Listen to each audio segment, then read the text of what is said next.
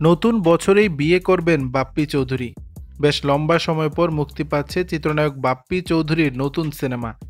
গত এক বছর সিনেমার বাইরেই ছিলেন এই অভিনেতা। তবে অভিনয়ে না থাকলেও বিয়ে নিয়ে আলোচনায় ছিলেন বাপ্পি। গত বছর নায়ক জানিয়েছিলেন আরেক চিত্রনায়ক শাকিব খানের স্ক্যান্ডালের কারণে তার বিয়ে ভেঙে গেছে। তবে এবার বিয়ে নিয়ে সুখবর দিলেন বাপ্পি। ৪২ বছর বয়সী এ নায়ক জানালেন আগামী বছরই বিয়ে করছেন তিনি। বর্তমানে চলছে সেই প্রস্তুতি। আগামী বছর বিয়ের নিশ্চয়তা দিয়ে বাপ্পি চৌধুরী বলেন, নিশ্চিত আগামী বছর বিয়ে করব। পরিবারের পছন্দে বিয়েটা করব।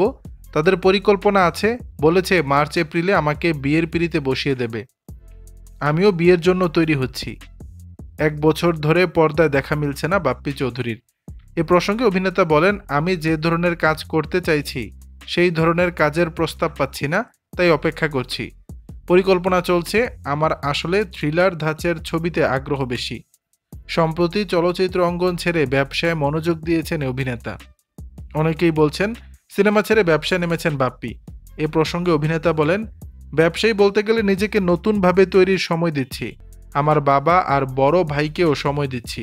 আমাদের সুতা ও তুলার ব্যবসা, ওখানে ৯টা ৫টা সময় দিতে হচ্ছে। ৬ মাস ধরে আমার এই রুটিন চলছে।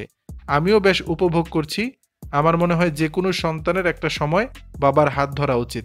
দর্শক, বিষয়টি নিয়ে আপনাদের মতামত জানাবেন নিচের কমেন্ট বক্সে।